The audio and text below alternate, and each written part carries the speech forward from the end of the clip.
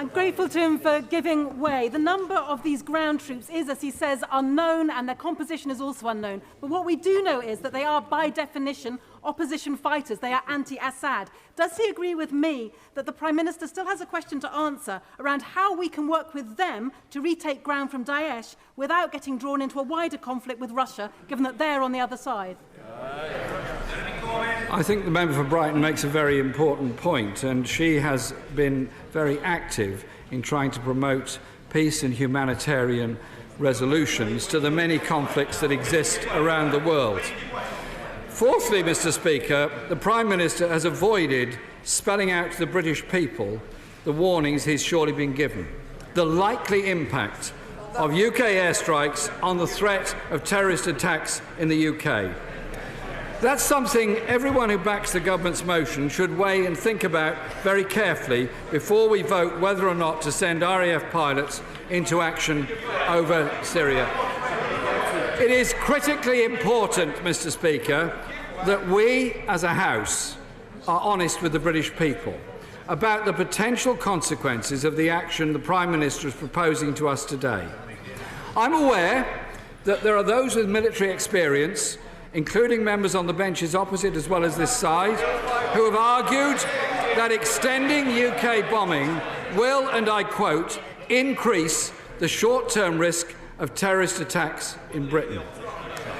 We should also remember the impact, Mr. Speaker, on communities here in Britain. Sadly, since the Paris attacks, there's been a sharp increase in Islamophobic incidents and physical attacks. I've discussed these with people in my local mosque in my constituency, and it's horrific. Surely, Mr. Speaker, the message from all of us in this House today must go out. None of us, let's say this together, we will not tolerate any form of anti-Semitism, Islamophobia or racism, any form in this country. The Prime Minister has not offered a serious assessment, in my view, of the intensified air campaign on civilian casualties in ISIL-held Syrian territory or the wider Syrian refugee crisis. At least 250,000 have already been killed in Syria's terrible civil war, 11 million made homeless, and 4 million forced to leave the country. Many more have been killed by the Assad regime than by ISIL itself. Yet more bombing in Syria will kill innocent civilians, there's no doubt about that, and turn many more Syrians into refugees. Yesterday, I will in a moment. Yesterday, I was sent a message from a constituent of mine who comes from Syria. I'm sorry, it's not funny. It's a family who are suffering. His name, Abdulaziz Al-Mashi, and I quote from his message. I'm a Syrian from Mabij city, which is now controlled by ISIL. Members of my family still live there, and ISIL didn't kill them. My question to David Cameron is, can you guarantee the safety of my family when your air forces drop bombs on my city? It's a fair question from a family who are very concerned. Yes. Thank you very much. And I'd say to the right honourable gentleman, I speak as a member of the military who has left, and there's a fundamental point here that we think the leader of the opposition is making, and that is that this is about national security. All these conflicting arguments, the complex situations, it's very, very difficult, but it comes down to national security and inhibiting what these people are trying to do on the streets of this country. Yes, of course, security on the streets of this country in all of our communities is very important. That's why we have supported the government in no longer pursuing the strategy of cutting the police and also increasing security in this country, because clearly none of us want any kind of atrocity on the streets of this country. My borough was deeply affected by 7/7 in 2005. Order. Can I just say that the member who has the floor cannot be expected to give way to a further intervention when he's in the process of answering an existing one. And the honourable gentleman is an experienced enough denizen of this House to be aware of that. Mr Jeremy Corbyn. Mr Speaker, but I'd like to give way to the member for Tottenham. I'm very grateful. Stop it.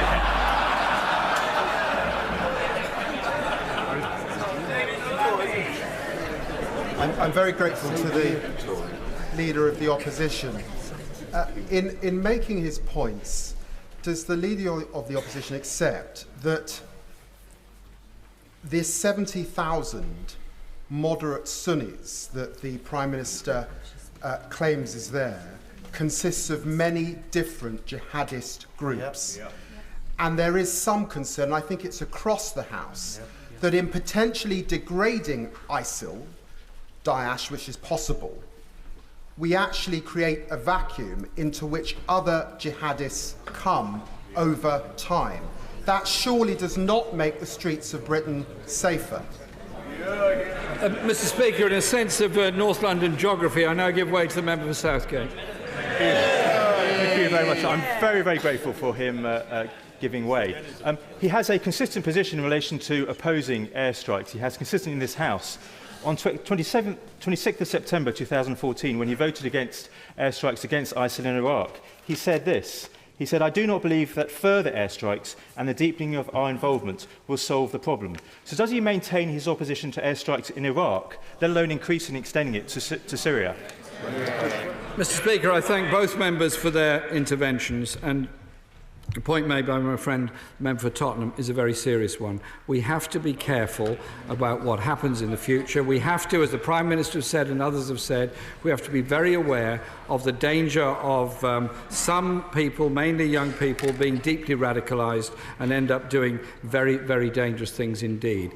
Is the radicalisation of a very small number, but nevertheless significant number of young people across Europe a product of the war or something else? I think we need to think very, very deeply about that and think very, very deeply about what's happened in this world since 2001 and the increasing numbers of people that are suffering because of it. I rest my case at that point. There isn't, Mr Speaker, an EU-wide strategy to provide humanitarian assistance to those victims. Mr Speaker, perhaps most importantly of all, I ask the Prime Minister this. Is he able to explain how British bombing in Syria will contribute to a comprehensive, negotiated political settlement of the Syrian war? Such a settlement is widely accepted to be the only way to ensure the isolation and defeat of ISIL. ISIL grew out of the invasion of Iraq, and it has flourished in Syria in the chaos and horror of a multi-fronted civil war. Yes. I thank my right honourable friend for giving way. The Prime Minister spoke often of the choice between action and inaction that we face today. But those of us who will be voting against airstrikes, we also want to see action. The Prime Minister said almost nothing about cutting off the financial supplies for Daesh, which buy the bombs, which help radicalise recruits. Does my right honourable friend agree with me that we need action on this point? We absolutely need action to ensure there is a diplomatic and political solution to the crisis. I welcome what the Prime Minister said about speeding up the process in Vienna, but surely the message ought to be, let's speed that up rather than sending the bombers in now to bring about that political settlement. What we need, therefore, Mr Speaker, is an involvement of all the main regional and international powers. Now that I know that has been attempted. I know that there have been discussions in Vienna, and we welcome that. I think it is regrettable that Geneva too. Mr Speaker, I'm going to try and make progress with the speech, if I may. There are over 150 members who wish to speak. Therefore, I think long speeches of the front benches actually take time out of backbench speeches. So the aim must be to establish a broad-based government in Syria that has the support of the majority of its people, difficult as that is to envisage at the present time. But such a settlement could help take back territory from ISIL and bring about their lasting defeat in Syria. Ultimately, Mr. Speaker, I'm really sorry to have to tell members opposite. I've given way quite a lot on members on both sides. I'm now going to continue with my speech. Ultimately, no, I'm not. Order. A very long-established convention of this House that the member who has the floor gives way or not as he or she chooses. The Leader of the Opposition has made it clear that for now he's not giving way. The appropriate response isn't then for a member to jump up and shout, "Give way." It's just not terribly sensible. Jeremy Corbyn. Thank you, Mr. Speaker. The point I was making was that ultimately the solution in Syria has to be by all the people of Syria themselves. I think on that, surely, we're all agreed. The government... I thought I made it clear. I think the Speaker made it clear that at the moment I'm not giving way. I'm really sorry, but I'm not, OK? The government's proposals...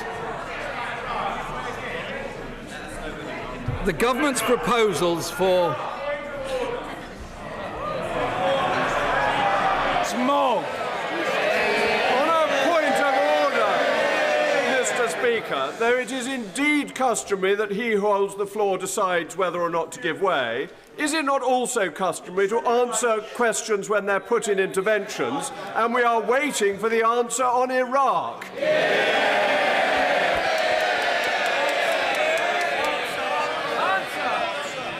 The honourable gentleman is a sufficiently experienced parliamentarian to know that he's made his own point in his own way, and it's on the record. Mr. Jeremy Corbyn. Mr. Speaker. The government's... Mr. Speaker, if I could move on with the speech, I'd be most grateful. The government's proposals... The government's proposals for military action in Syria are not backed by a clear and unambiguous authorisation by the United Nations. It does not meet the 7 tests set down by our own Foreign Affairs Committee. And it does not fulfil 3 of the 4 conditions laid down in my own party conference resolution of a couple of months ago. The past week, Mr. Speaker, voice has been given to growing opposition to the government's bombing plans across the country, in Parliament, outside, in the media, and indeed in my own party. And I believe it's a consideration of all the wars that we've been involved in the last 14 years. These matters were debated a great deal during my own campaign to be elected the leader of the Labour Party, and many people think very deeply about these matters. The light of the record of Western military interventions is one that has to be analysed. British bombing in Syria risks yet more of what President Obama, in a very thoughtful moment, called the unintended consequences of the war in Iraq, which he himself opposed at the time. The spectre, Mr. Speaker, of Iraq, Afghanistan and Libya looms over this debate. Now, Mr. Speaker, I'm not giving way. I'm going to carry on with my speech. Mr. Speaker, to oppose another war and intervention, in my view, is actually not pacifism, it's hard-headed common sense, which I think we should be thinking about today in this House. To resist ISIL's determination to draw the Western powers back into the heart of the Middle East isn't to turn our back on our allies, it's refusing to play into the hands of ISIL and what I suspect some of them want us to do. Is it wrong for us here in Westminster to see a problem, pass a motion, drop bombs and pretending we're doing something to solve it? That's what we did in Afghanistan, Iraq, Libya. And I ask the question of the House of this, has terrorism increased or decreased as a result of all of that? The Prime Minister said he was looking to build a consensus around the military action he wants to take. I don't believe he's achieved anything of the kind. He's failed, in my view, to make the case for another bombing campaign. All of our efforts should instead go into bringing the Syrian civil war to an end. Iraq, Afghanistan, Libya, I ask members to think very carefully about the previous decisions we've made. What we are proposing to do today is send British bombers. Point of order, Mr. David Winnick. Speak on a number of occasions of receiving complaints from the public, particularly over PMQs. What do you think the public makes when my right honourable friend, the Leader of the Opposition, is being shouted down constantly by the government benches? I think what the public wants is a civilised, though robust, debate by members on both sides of the House. I thank the honourable gentleman, a very experienced member, for that point of order. Let's proceed without fear or favour. Mr. Jeremy Corbyn. Thank you, Mr. Speaker. Sometimes in this House we get carried away with the theatricals of the place and forget there are millions of people who've sent us to this House to represent them, and we should be able to conduct our debates in a decent, respectful and civilised manner. And short as this debate is compared to the number who want to speak, I hope all those members that have applied to speak do get called. And I conclude with this point, Mr. Speaker. In my view, only a negotiated political and diplomatic endeavour to bring about an end to the civil war in Syria will bring some hope to the millions who've lost their homes, who are refugees, who are camped out in various points all across Europe, dreaming of a day that they can go home. I think our overriding goal should be to end that civil war in Syria, and obviously also to protect the people of this country. That is why, Mr. Speaker, I do not believe that the motion put by the Prime Minister achieves that, because it seems to put the emphasis on bombing now, whereas I think the emphasis should be not on bombing now, but on bringing about all our endeavours, all our intelligence and all our efforts. I think it's very strange that members don't seem to understand there are millions who watch these debates who want to hear what's being said, don't want to hear people shouting at each other. So for those reasons, Mr. Speaker, I urge members on all sides of the House to think very carefully about the responsibility that lies with them today. Do we send in bombers, not totally aware of what all the consequences are going to be, or do we pause, not send them in, and instead put all of our efforts into bringing about a peaceful, humanitarian and just political settlement to the terrible situation faced by the people in Syria? Sir Alan Duncan. Mr. Speaker, I don't think there is anybody on either side of the House, as all of us are trying to show responsibility and duty, who in any way relish the decision that we are being asked to take today. It is not straightforward like the response to the invasions of Kuwait and the Falklands. It's a very, very difficult decision we're being asked to take, and in taking it, I think we have to have two issues in the forefront of our thinking. First, the security of our own country, and secondly, the desperate need to restore stability in the Middle East. But rather than rehearse all the arguments, I would like to just pick out and emphasise a few points which I'd ask the House solemnly to consider. The question of whether to commit our armed forces has actually, over the last few years, become seriously muddied, both by the painful experience of past decisions and by the complexity of the unfolding disorder across the Arab world. The experience of Afghanistan, in part, to which the Leader of the Opposition referred, and of Iraq, more significantly, have led to growing reticence and indeed distrust in this House and outside it about any proposal for military action. So the first point I would like to emphasise is that we must take the decision today based on the merits of today. We must base it on today's facts and not on yesterday's mistakes and regrets. So, well, before I give way quickly, may I just point out politely to the Stop the War coalition that when it actually comes to Syria, stopping the war is exactly what we want to do. I thank the Honourable Gentleman for giving way. I absolutely agree with him that what we need are facts and greater clarity about our capability to take on the task that's ahead of us. Yesterday, we were told that there were between 20 and 30,000 Daesh across Syria and Iraq.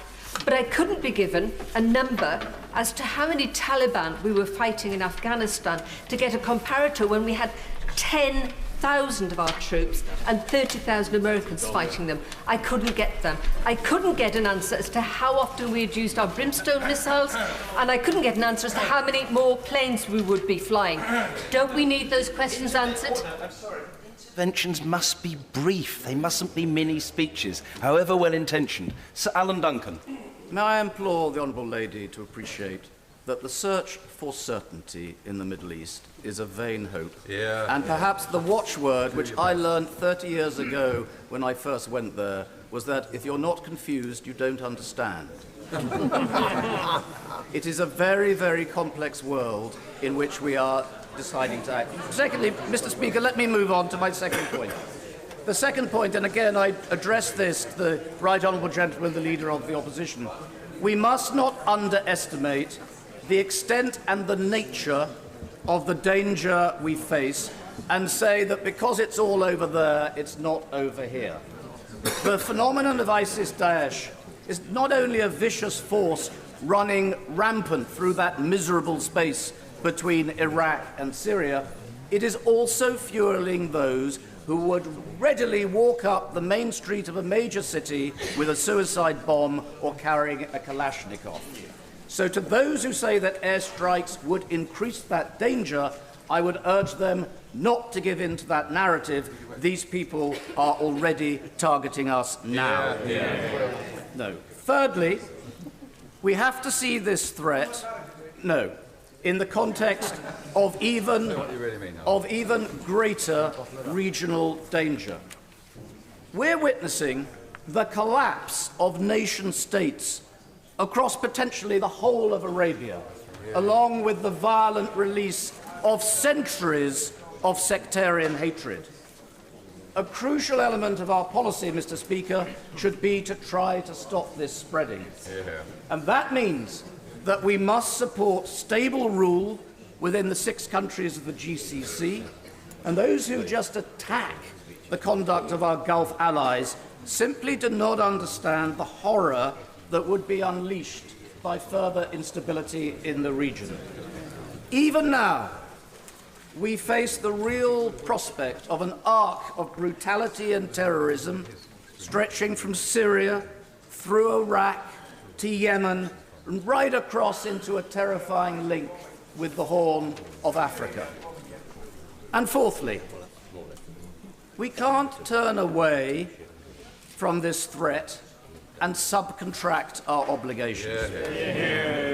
If we are to pursue the destruction of ISIS-Daesh and rebuild stable government and underpin wider stability and make all of that a serious and convincing objective of our foreign policy, we must be part of the convoy that is trying to do it.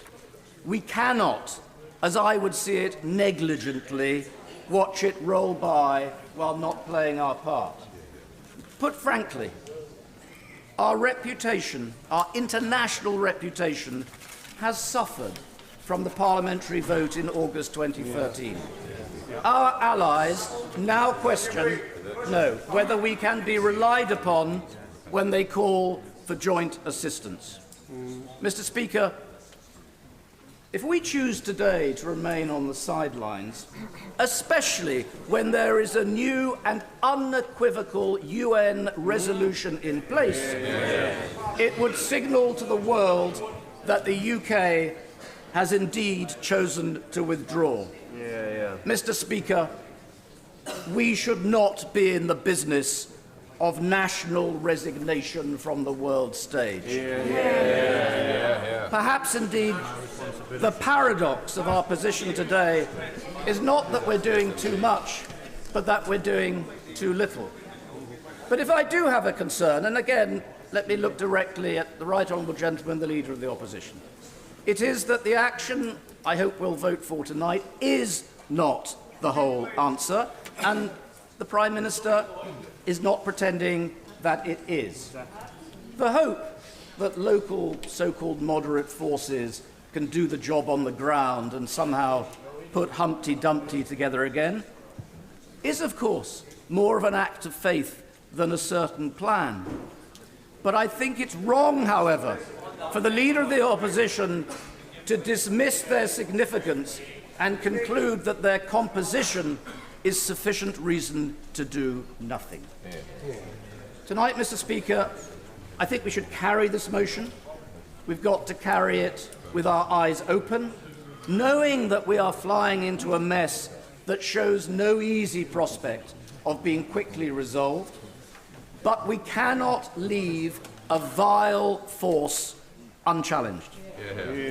Mr. Speaker, these airstrikes do matter.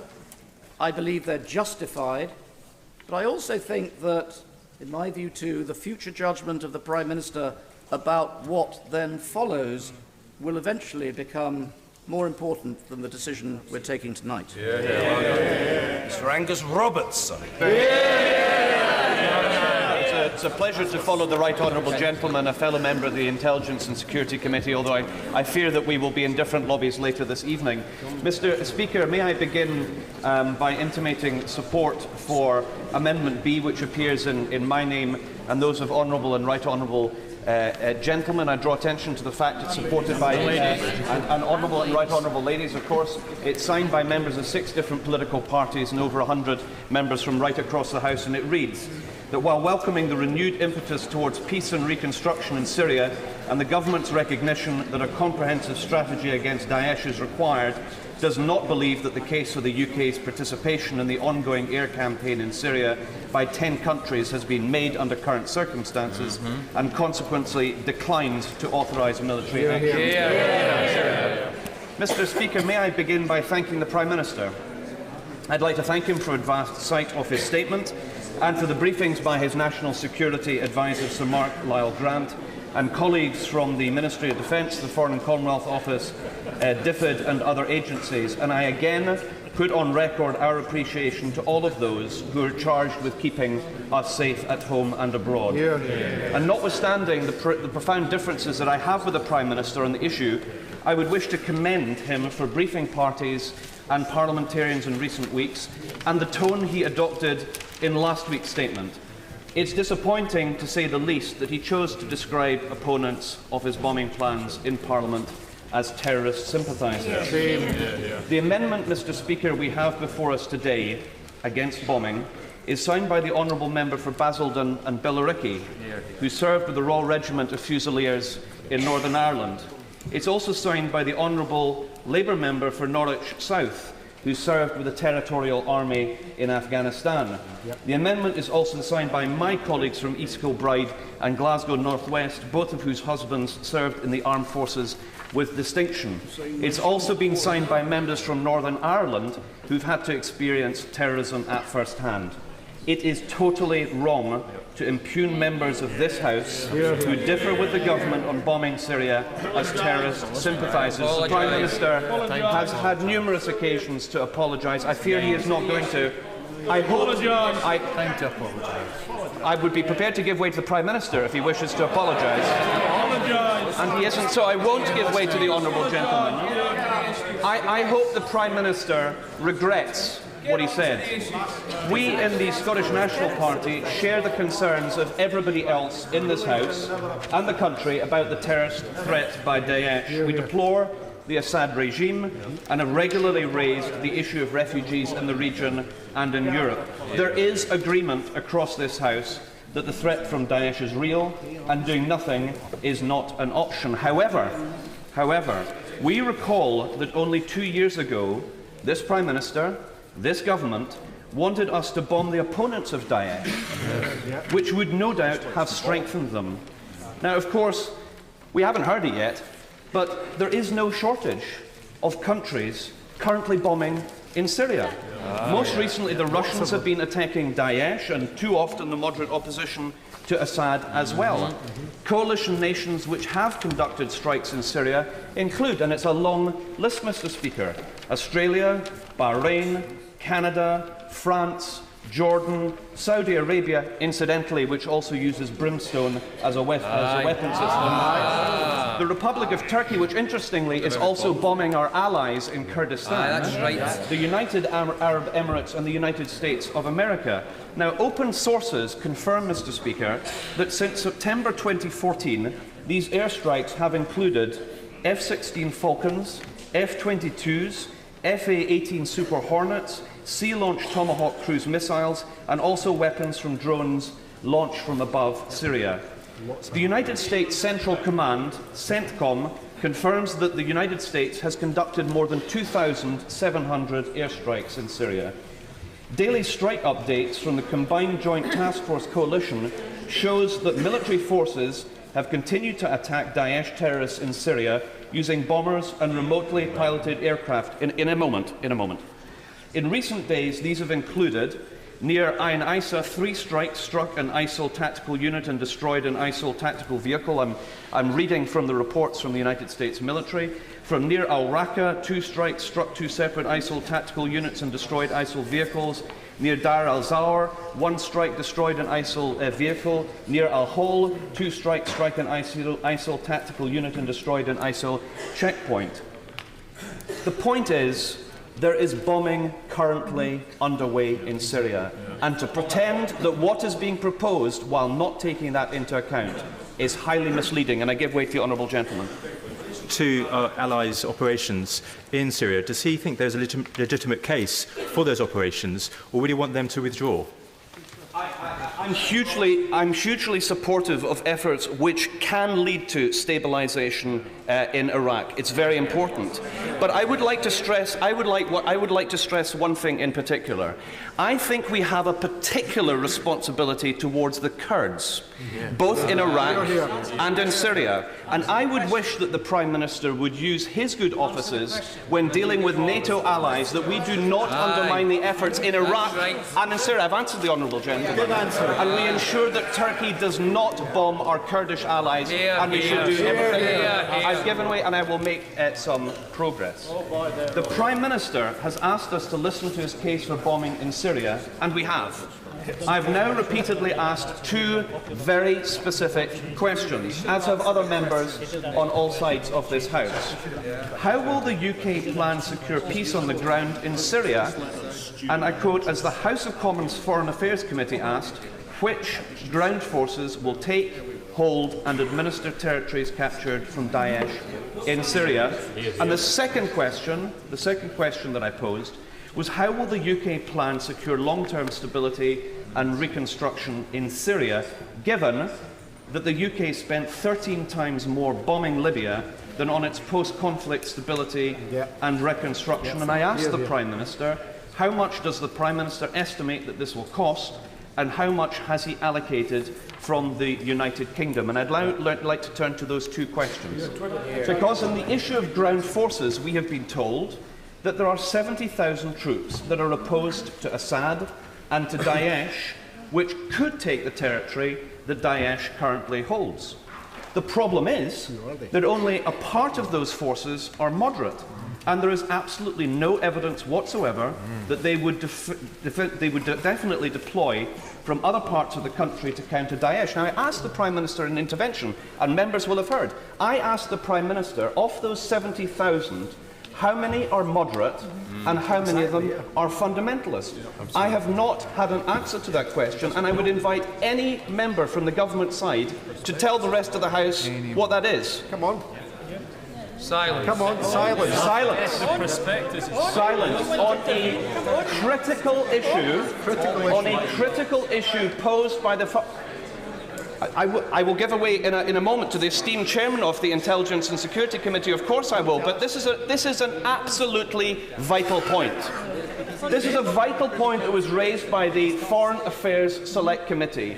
A key part of the argument of having any credibility that a bombing strategy will lead to medium and long-term peace in Syria and dealing with Daesh is that there are ground forces capable of taking the ground when they manage to displace and degrade Daesh forces. Now, we have asked repeatedly, and I ask again, I will give way if any member from the government side wants to elucidate and explain to the House what the Prime Minister was not. I see the Foreign Secretary chuntering from a sedentary position. I'm happy to give way to him if he will confirm from the dispatch box what is the makeup of these 70,000 forces.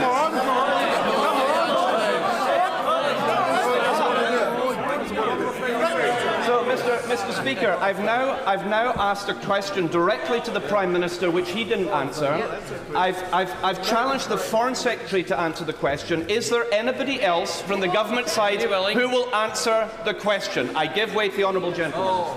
To the right honourable gentleman, because we asked the very similar point at the Defence Select Committee yesterday.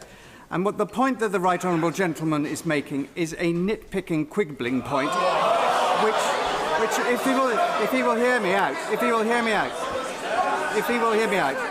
is dancing on the head of a pin to try and achieve the result that the honourable gentleman starts with.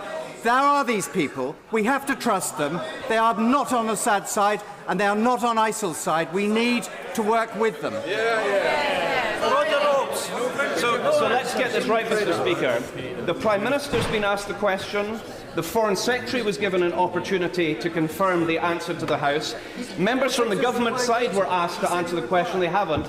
I see another member prepared to intervene, so let me accept that intervention. If we are going to get an answer to the question of the 70,000 non-Assad and non-Daesh forces in Syria, how many of them are moderate and how many of them are fundamentalists? I give way to the honourable gentleman. And you know, right honourable gentleman giving way. He is a clever man, and he rarely asks a question that he does not know the answer to himself. So I put the question back to him, how many moderates he thinks there is.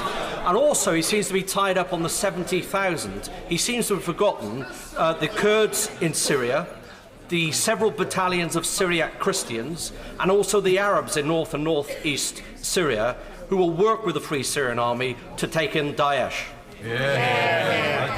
No answer. So, Mr. Speaker, anybody watching this debate and reading Hansard in future will be able to recognise that this question has been asked time and time and time again, and we have not had an answer to that question. It is a fundamentally, I've now given way a significant number of times on the question, and nobody has answered the.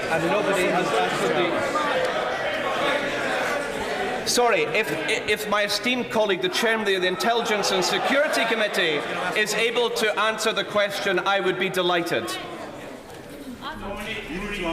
What interests me about the argument that the right honourable gentleman is putting forward is he raises perfectly legitimate questions, which should, I hope, be answered in the course of the debate. Yes.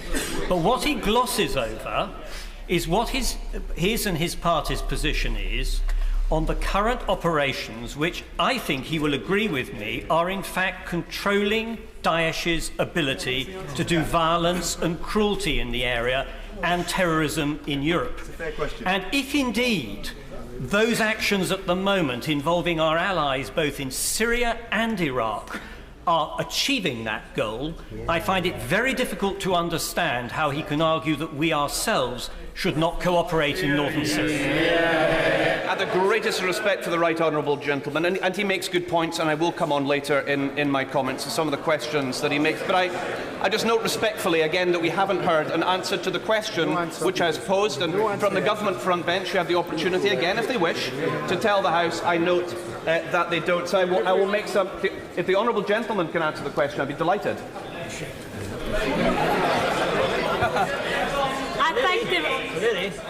I thank the Right Honourable Gentleman for giving way.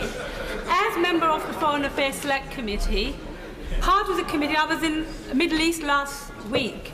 We went to Cairo, we went to Amman, and we went to Beirut, cities which has also suffered destruction. We spoke to military people, counter-terrorism people, the politicians.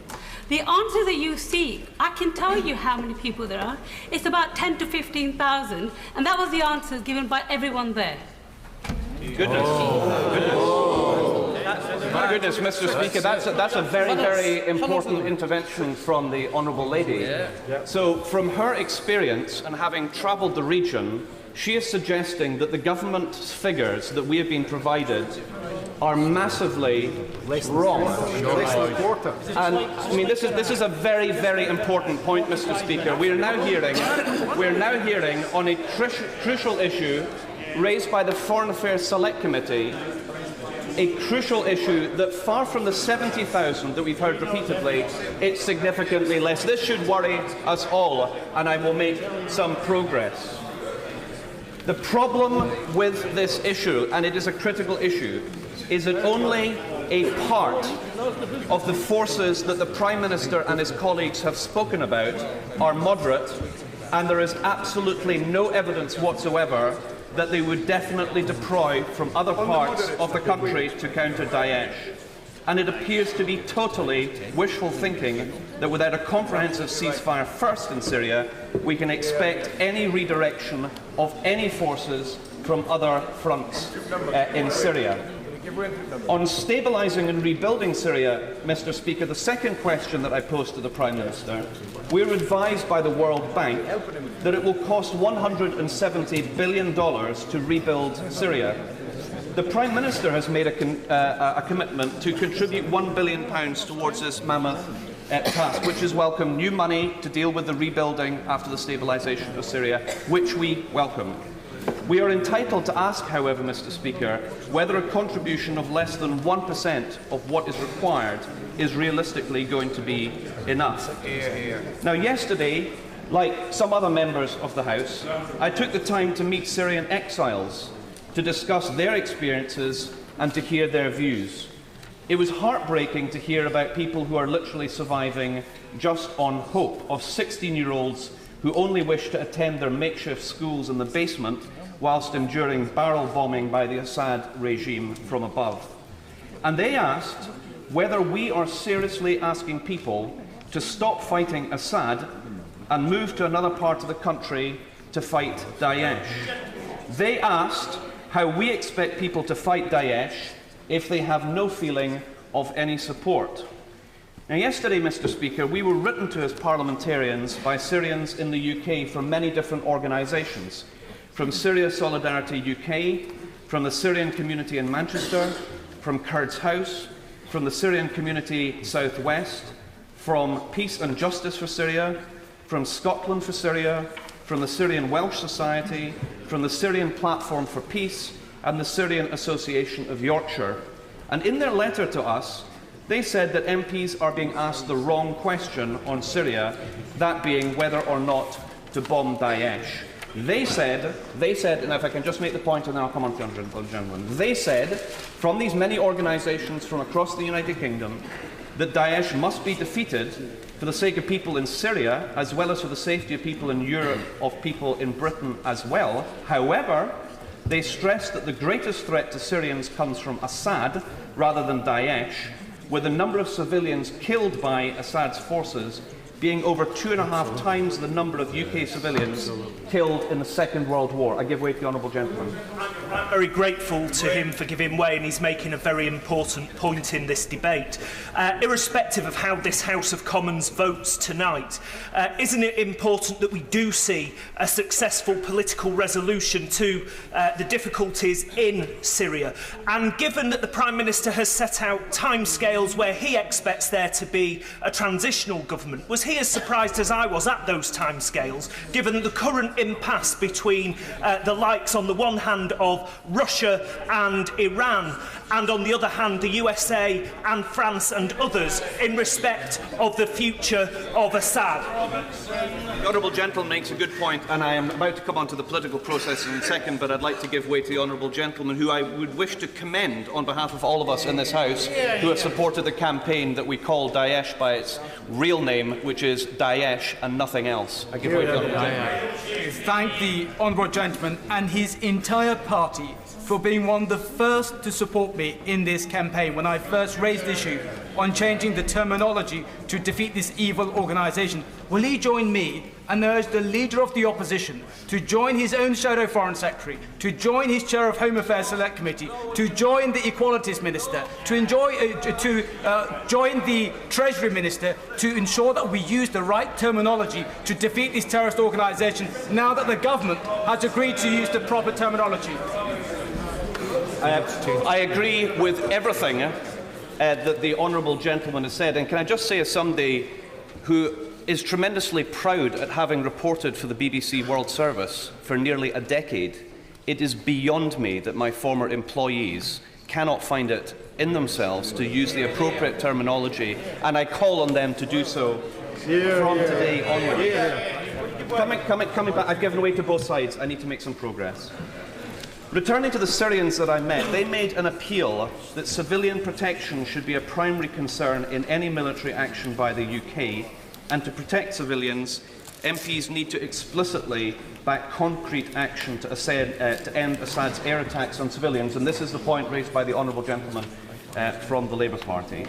The SNP, as I believe all parties in the House and all members in this House, support the international initiative on Syria agreed in Vienna to secure a ceasefire in Syria, to transition to stable representative government, and countering terrorist groups including Daesh. We believe that these aims will only be secured through agreement and a serious long-term commitment to Syria. And this surely must be the key diplomatic priority for this government to make sure that the timescale is as quick as can be delivered. The UK must step up its support for the International Syria Support Initiative and other diplomatic efforts to secure a ceasefire in Syria, political transition, combating terrorists like Daesh, and planning for the long-term reconstruction and stability support. I believe that the government has not answered the questions posed by the Foreign Affairs Committee of the House of Commons. In fact, neither do a majority who voted on the issue in the Foreign Affairs Committee. In these circumstances, Mr. Speaker, we cannot support the government. It is important, however, Mr. Speaker, and this is very, very important, that a message goes out to our armed forces that regardless of the differences that we have in this place, we wish for their safety and we appreciate their professionalism. This is particularly relevant for me, as it would appear that most aircraft deployed to the region will be from RAF Lossiemouth in my constituency. The UK government, Mr. Speaker, is going to have a huge problem with legitimacy and mandate for this operation in Scotland. It may well win the vote tonight, but it will do so with the support of only 2 out of 59 Scottish MPs. An opinion poll released today shows that 72% of Scots are opposed to the bombing plans of the government, and in normal circumstances, in a normal country under these circumstances, the armed forces would not be deployed. Mr. Speaker, I was a co-sponsor of the 2003 amendment to oppose invading Iraq, and I am proud to co-sponsor today's amendment opposing bombing in Syria. I appeal to colleagues on all sides to make sure we do not ignore the lessons of Afghanistan, ignore the lessons of Iraq, ignore the lessons of Libya. Let's not repeat the mistakes of the past. Let's not give the green light to military action without a comprehensive and credible plan to win the peace. Dr. Liam Fox. Thank you, Mr. Speaker. Mr. Speaker, it's very important for the whole House that in this debate today we're clear about what it isn't about. This is not about provoking a new confrontation with Daesh. They have already confronted peace and decency and humanity. We have seen what they are capable of in terms of beheadings, crucifixions, mass rape. We have seen the refugee crisis that they have provoked in the Middle East with its terrible human cost, and we have seen their willingness to export jihad whenever they are able to do so. It's also not about bombing Syria per se as it's being portrayed outside. It's the extension of a military campaign that we are already following in Iraq across what is in effect a non-existent border in the sand. And I'm afraid the unwillingness of the Leader of the Opposition to answer the question of my honourable friend will give the clear impression that he's not just against the extension of the bombing campaign into Syrian territory, but he's against bombing Daesh at all. And that is a very serious position to hold. And to understand the nature of the threat that we face and why it requires a military response, we need to understand the mindset of the jihadists themselves. First of all, they take an extreme and distorted religious position. They then dehumanise their opponents by calling them infidels, heretics, apostates. And let's remember that the majority of those that they have killed are other Muslims, not those of other religions. They then tell themselves that it's God's work, and because it's God's work, they accept no man-made restraint, no laws, no borders, and they deploy extreme violence in the prosecution of their self-appointed mission. And we have seen that violence on the sands of Tunisia. We heard it in the screams of the Jordanian pilot who was burned alive in a cage. We need to be under no illusions about the nature of the threat that we face. This is not like some of the armed political terrorists we've seen in the past. This is a fundamentally different threat. This is a group that does not seek accommodation, they seek domination. We need to understand that before we are able to determine what our response should be. I will give way once to my honourable friend. Grateful to my right honourable friend. He will know of concerns about Daesh starting to leave Syria to go to Libya in growing numbers. Does he agree with me that when we are tackling Daesh in Syria, we will have to confront them as well at some stage in Libya? Mr. Speaker, my honourable friend is absolutely right. As I said, we have not chosen this confrontation. They have chosen to confront us and the free world and decency and humanity. And it is absolutely a prerequisite for stability and peace in the future that we deal with this threat wherever it manifests itself. Now, there are two elements to this motion, Mr. Speaker. There's the military element and the political element. On the military question, will British bombing as part of an allied action in Syria be a game changer? No, it won't be a game changer, but it will make a significant and serious contribution to what the alliance is able to do. And the Prime Minister is absolutely correct when he says that some of the weaponry that we possess enables us to diminish civilian casualties, and that has a double importance. It's important in itself from a humanitarian point of view. It's also very important in not handing a propaganda weapon to our opponents in the region. Britain can contribute to this. We did it successfully in Libya, minimising civilian casualties.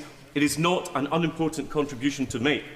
But I believe we must be rational and cautious about wider implications. No war, no conflict is ever won from the air alone, and the Prime Minister was right to point out that this is only a part of the wider response. If we downgrade and degrade the command and control of Daesh, territory will need to be taken and it will need to be held.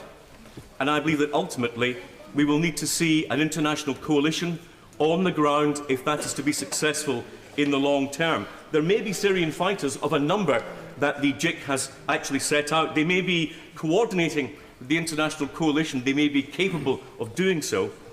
But we have to recognise that there needs to be a wider ability to take and hold territory. But can I say to those who are opposing the motion, the longer we wait to act, the smaller that number of allies is likely to be, and the less their capability is likely to be as part of a wider coalition.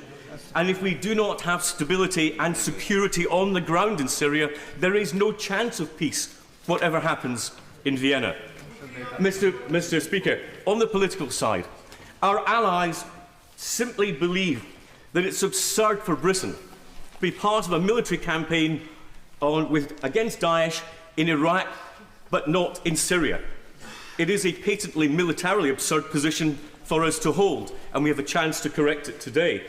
But we must not contract out the security of the United Kingdom to our allies. It is a national embarrassment that we are asking our allies to do what we believe is necessary to tackle a fundamental threat to the security of the United Kingdom. And this House of Commons should not stand for it. And finally, Mr. Speaker, on that, when we do not act, it makes it much more difficult for us diplomatically to persuade other countries to continue their airstrikes. And the peeling off of the UAE and then Jordan and then Saudi from the coalition attacking Daesh is of great significance. We have a chance to reverse that if we take a solid position today. Mr. Speaker, this motion and the action it proposes will not in itself defeat Daesh, but it will help. And alongside the Vienna process, it may help bring peace in the long term to the Syrian people. But without the defeat of Daesh, there will be no peace. We have not chosen this conflict, but we cannot ignore it.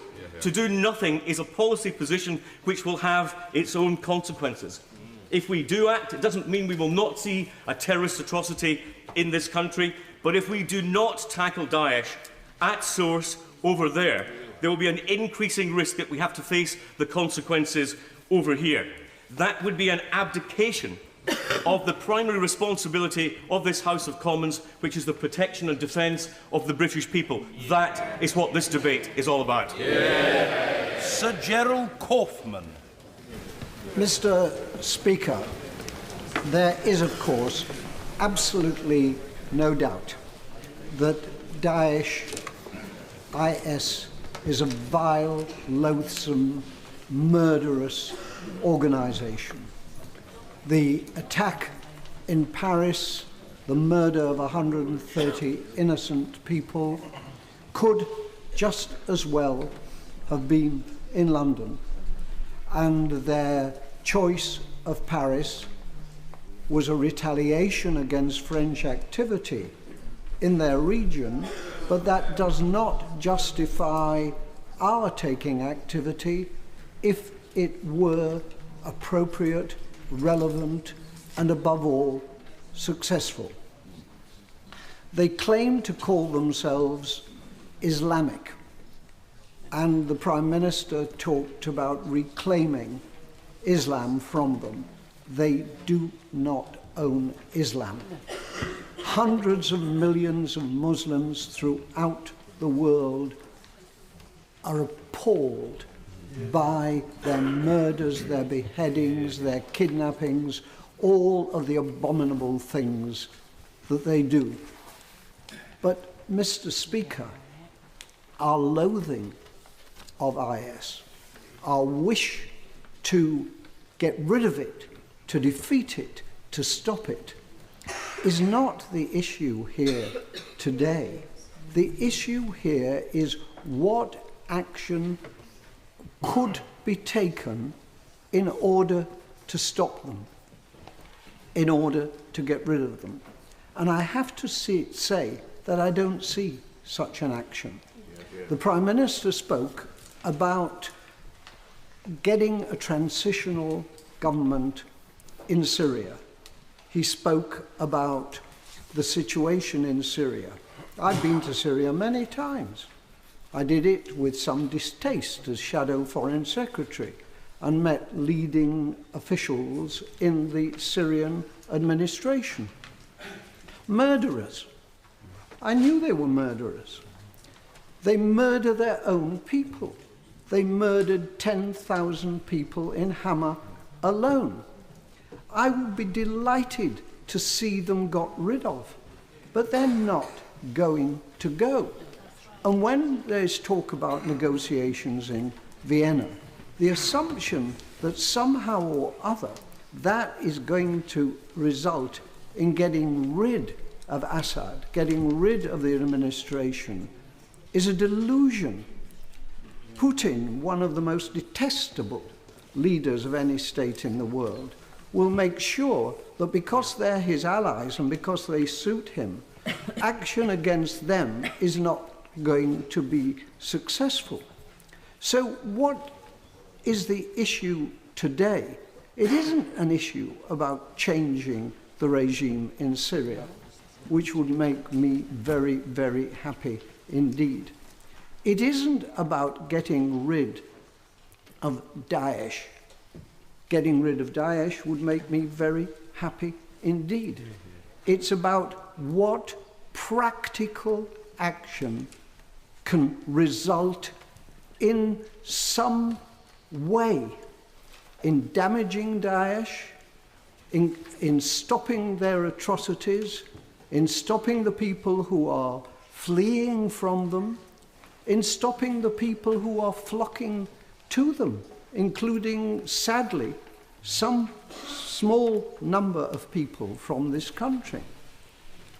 If what the government were proposing today would in any way not simply or not totally get rid of Daesh, but weaken them in a significant way so that they would not go on behaving in the abominable fashion that we see, I wouldn't have any difficulty in voting for this motion today.